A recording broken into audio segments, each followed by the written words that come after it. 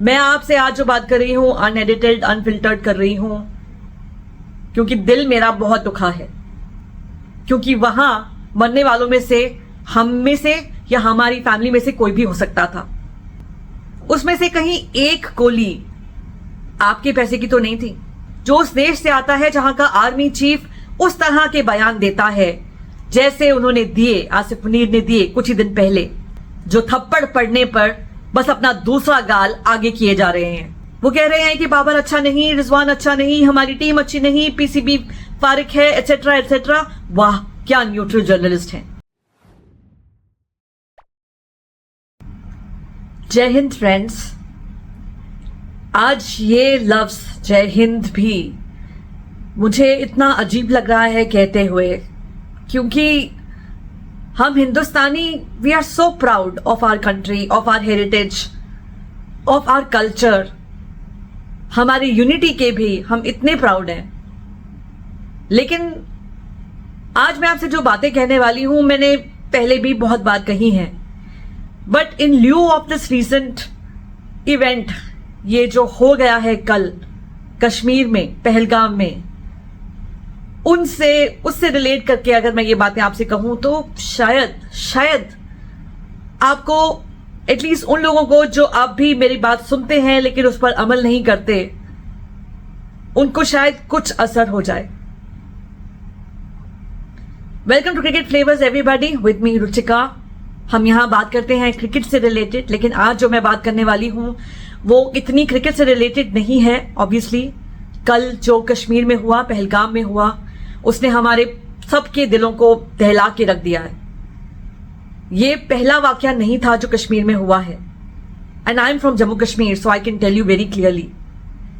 लेकिन हां, बहुत सालों के बाद, आर्टिकल 370 के हटने के बाद और टूरिज्म के वैली में वापस आने के बाद और इस तरह से वापस आने के बाद ये पहली बार जरूर हुआ है। और हां, इससे जरूर एक धक्का लगा है उस प्रोग्रेस को जो कश्मीर में अभी तक हुई थी, जो कश्मीर ने अभी तक की थी, in terms of tourism, in terms of being accepted as a part of the country, as part of India. उसे देश का हिस्सा जो हम मानने लग गए थे, उसे उसी तरह से एंजॉय किया जा रहा था जैसे 60-70s में एक जमाने में किया जाता था। आज आई एम श्योर कि जिन्होंने भी वहां जाने के प्लान्स बनाए हुए थे, इवन टिकट्स वगैरह भी बुक थी, उनकी फैमिलीज ने उनको अर्ज करके, उन्होंने खुद भी बल्कि कैंसिल कर दी होंगी अपनी सारी बुकिंग्स। कोई जाने वाला नहीं है at least for the next 1 month Kashmir में। जो लोग वहां हैं आई एम श्योर वो निकलने की कोशिश कर रहे हैं, बल्कि जो मैंने सुना है एयरपोर्ट्स वगैरह सब फ्लाइट्स फुली बुक जा रही हैं वहां से बाहर निकलने वाली। और ये वो टाइम है जब टूरिज्म पीक पे जाता है। अभी यहां से स्टार्ट होता है समर के महीने में, जब बच्चों की छुट्टियां होती हैं, जब हमारे पास समय होता है। वहां का मौसम जो इतना खुशगवार होता है, ठंडा होता है, गर्मी से राहत पाने के लिए, अच्छे मेमोरीज बनाने के लिए, सुकून के पल, पीसफुल वेकेशन एंजॉय करने के लिए बहुत सारे लोग पहाड़ों का रुख करते हैं। कश्मीर उस टूरिज्म से उसको नहीं मिल रहा था वो टूरिज्म काफी सालों से। ज्यादातर टूरिज्म पहाड़ों की तरफ जो चाहते थे लोग, वो उत्तराखंड या हिमाचल के पहाड़ों में जा रहे थे। लेकिन पास्ट फ्यू इयर्स से वापस वो चीज आने लग गई थी। लेकिन ये जो मकसद था इन आतंकियों का, ये तो यही था कि उस पीस को जो वैली में वापस आता हुआ दिख रहा था, उसे वापस से उसे एक मिराज की तरह खत्म कर दें, ताकि वो एक धोखा, एक छलावा लगे। मैं आपसे आज जो बात कर रही हूं अनएडिटेड अनफिल्टर्ड कर रही हूं क्योंकि दिल मेरा बहुत दुखा है। एज अ इंडियन, एक हिंदुस्तानी होने के नाते और एक जम्मू कश्मीर की लड़की होने के नाते मेरा दिल बहुत ज्यादा दुखा है। पर जैसे मैंने कहा, ये नया नहीं है। हर टूरिस्ट के साथ इस तरह से जो हुआ है वो काफी सालों से नहीं हुआ था। लेकिन एक वीडियो मैंने बनाया था कुछ 1 साल पहले, अराउंड अगस्त लास्ट ईयर, जिसमें मैंने बात की थी कि किस तरह से अभी भी वहां पर टारगेट हो रहे हैं नॉन कश्मीरीज, स्पेशली हिंदूज। गोलगप्पे वालों को मार दिया गया था, जो वहां पर गोलगप्पे बेच रहे थे, बिहार वगैरह से आए हुए, अपनी फैमिलीज को छोड़कर एक कुछ पैसे कमाने के लिए जो लोग वहां थे, उन्हें मार दिया गया था पॉइंट ब्लैंक रेंज पर शायद उनकी कीमत, उनकी जिंदगी की कीमत वो नहीं थी, शायद इसीलिए इतना इंपैक्ट नहीं बना पाई वो न्यूज। आज ये इंपैक्ट शायद ज्यादा इसलिए लग रहा है क्योंकि ये रिलेटेबल है, क्योंकि वहां मरने वालों में से हम में से या हमारी फैमिली में से कोई भी हो सकता था, क्योंकि घूमते तो हम सब लोग हैं छुट्टियों में, खुशी के मेमोरीज बनाने वाले हम सब हैं, इसीलिए ये ज्यादा रिलेटेबल है। बट वन थिंग जो मैं शायद हमेशा से आपसे कहती आ रही हूं और अब भी कहूंगी, और शायद आप लोग इस बात से नाराज भी हो मुझसे और कहें कि ये वापस वही बात घुमा फिरा कर कह रही है, लेकिन सच में मेरी बात सोचना, मेरी बात पर सोचना और जरा एक बार अपने दिलों के अंदर झांक कर देखना कि क्या जो मैं कह रही हूं क्या गलत कह रही हूं। हम जिस मुहिम को चला रहे हैं, मैं और मेरे जैसे यूट्यूबर्स, जब आपको कहते हैं कि आप पाकिस्तानियों को यूट्यूब व्यूज ना दीजिए, उन्हें सुपर चैट्स ना दीजिए, हमारा मकसद यही होता है, क्योंकि डायरेक्टली और इनडायरेक्टली, सुपर चैट्स के थ्रू डायरेक्टली और व्यूज के थ्रू इनडायरेक्टली आप उन्हें पैसे दे रहे हैं, वो आपके थ्रू पैसे कमा रहे हैं, इंडिया के पैसे उनके पास जा रहे हैं, और उस पैसे का वो क्या करते हैं ये आप नहीं जानते। वो उनकी रोजी रोटी तो बनते हैं, लेकिन कहीं ना कहीं वो उस पैसे का टैक्स भी तो भरते हैं। उनका यूट्यूब का धंधा चलाने के लिए उन्हें कुछ परसेंटेज अपनी गवर्नमेंट को भी देना पड़ता है।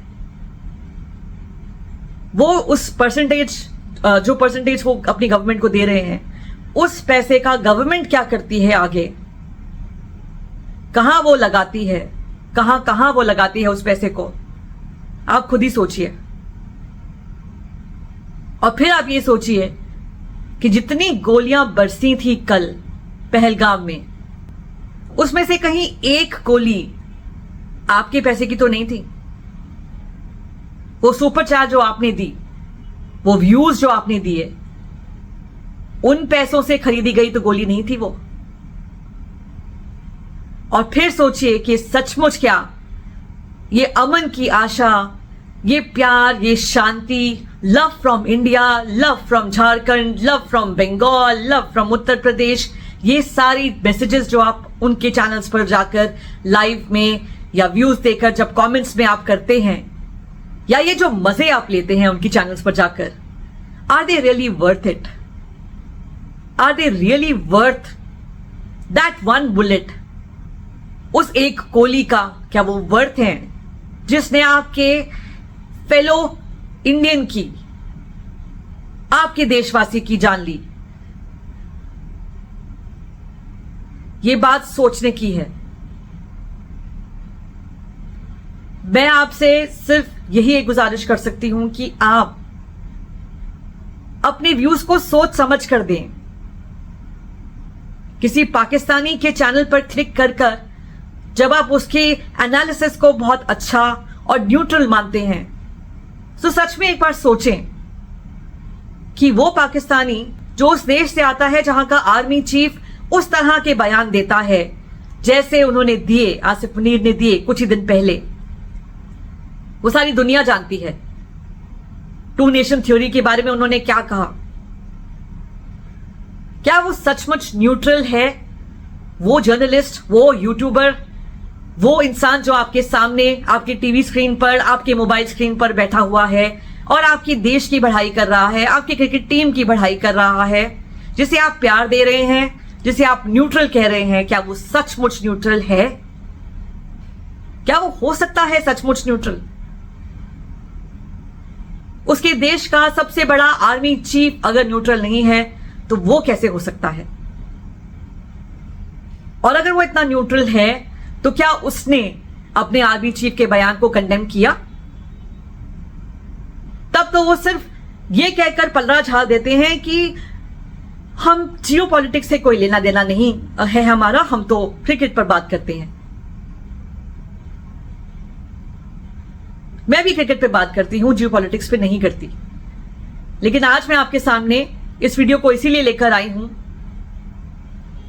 ताकि जो कोशिश मैं हमेशा करती आ रही हूं आपकी आंखें खोलने की, उस पर एक और एफर्ट डालूं। सच्चाई आपके सामने है, आंखें खोलिए और देखिए, इस सच का सामना कीजिए। आप पीस लविंग हैं, आप न्यूट्रल हैं, आप हेट्रेड नहीं चाहते। लेकिन क्या सचमुच हम वो गांधीवादी इंसान हैं आज की दुनिया में भी जो थप्पड़ पड़ने पर बस अपना दूसरा गाल आगे किए जा रहे हैं? क्योंकि सामने वाला ना न्यूट्रल है, ना नफरत फैलाने से उसे कोई झिझक है, कोई हिचकिचाहट है। उसे मतलब है सिर्फ आपके व्यूज से और उन पैसों से जो वो कमाता है आपके द्वारा। मैं चाहती थी कि मैं कुछ क्लिप्स यहां पर लगाऊं जो मैंने पाकिस्तानी यूट्यूबर्स के चैनल्स पर देखे इस अटैक के बाद, लेकिन फिर मैंने सोचा कि नहीं, आज मैं उन्हें पब्लिसिटी नहीं दूंगी। हो सकता है आपने वो, बल्कि जरूर आपने वो पहले से ही देख लिए होंगे, उनके रवैये को सराहा भी होगा शायद कि हां सचमुच ये बेचारे इतने न्यूट्रल हैं कि आज सचमुच ये मगरमच्छ के नहीं सच के आंसू रो रहे हैं।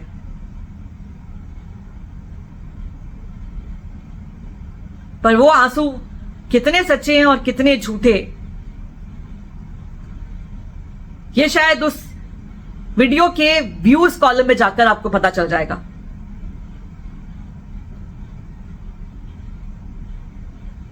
मैं अपना ये वीडियो मोनेटाइज नहीं करने वाली। अगर मुझे 100 व्यूज आए, 200 या 2000, जितने भी व्यूज आए, मैं उससे कुछ पैसे कमाने वाली नहीं हूं। ये मैंने पहले से ही सोच लिया है, क्योंकि ये एज एन इंडियन मेरी ड्यूटी है। मैं चाहती हूं कि ये मेरा मैसेज जितना ज्यादा हो सके उन देशवासियों तक पहुंचे, उस हर देशवासी तक पहुंचे जो पाकिस्तानी चैनल्स पर जाकर उन्हें व्यूज देता है, उन्हें मजे लेने के लिए या उनको न्यूट्रल समझकर देखता है। और हम जैसे हिंदुस्तानियों को जो आपसे कहते हैं कि ऐसा मत कीजिए, ये कहता है कि तुम नफरती हो, तुम हेट्रेड फैलाते हो। कल जो हुआ, क्या उसके लिए आप ये कह सकते हैं? अगर मैं उसको कंडेम कर रही हूं तो क्या मैं सचमुच नफरती हूं? और क्या एक ऑब्वियस सी बात जो है कि वो पाकिस्तान ने कराया है, पाकिस्तान स्पॉन्सर्ड टेररिज्म है, इस बात को वो झुठला रहे हैं। वो डर रहे हैं कि हम क्रिकेट टाइल्स ना कहीं उनसे खत्म कर दें, और कह रहे हैं कि पाकिस्तान कहां प्रूफ हुआ, किसने कहा कि ये पाकिस्तान ने किया? क्या ऐसी बातें आप सचमुच सुन सकते हैं? क्या सचमुच आप अभी भी यही सोच रहे हैं कि यहां प्रूफ तो नहीं हुआ है कि पाकिस्तान ने कराया है? अपने अंदर झांकिए और देखिए सच क्या है। खोलिए अपनी आंखें और बंद कीजिए ये नौटंकी, बंद कीजिए अपने व्यूज, अपने कीमती व्यूज, और ऊपर से वो सुपर चैट्स उन लोगों को देना जो ये काम कर रहे हैं जानबूझकर, पूरी प्लानिंग के तहत, सोच समझकर मैनिपुलेट कर रहे हैं आपको, आपके इमोशंस को, और आपके व्यूज ले रहे हैं। वो जानते हैं क्या बोलना है, वो जानते हैं कि अगर वो आपकी टीम की तारीफ करेंगे तो आप खुश होगे और उनको व्यूज दोगे। वो जानते हैं कि अगर वो अपनी टीम को गाली देंगे तो आप हंसोगे और उनको व्यूज दोगे। आप उन्हें सराहोगे, उन्हें न्यूट्रल कहोगे कि वो सच को सच कह रहे हैं। वो कह रहे हैं कि बाबर अच्छा नहीं, रिजवान अच्छा नहीं, हमारी टीम अच्छी नहीं, पीसीबी फारिक है, एटसेट्रा एटसेट्रा। वाह, क्या न्यूट्रल जर्नलिस्ट हैं। लेकिन वही बात वो बार बार आपसे इसीलिए कर रहे हैं क्योंकि वो जानते हैं कि आपको ये सुनना पसंद है और वो इस बात का फायदा उठा रहे हैं, आपके व्यूज कमा रहे हैं, नोट छाप रहे हैं।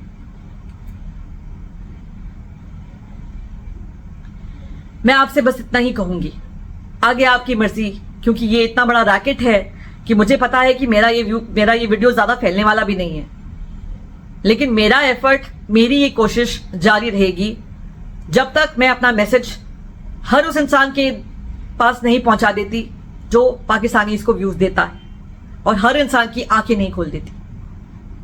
Thank you so much for watching me.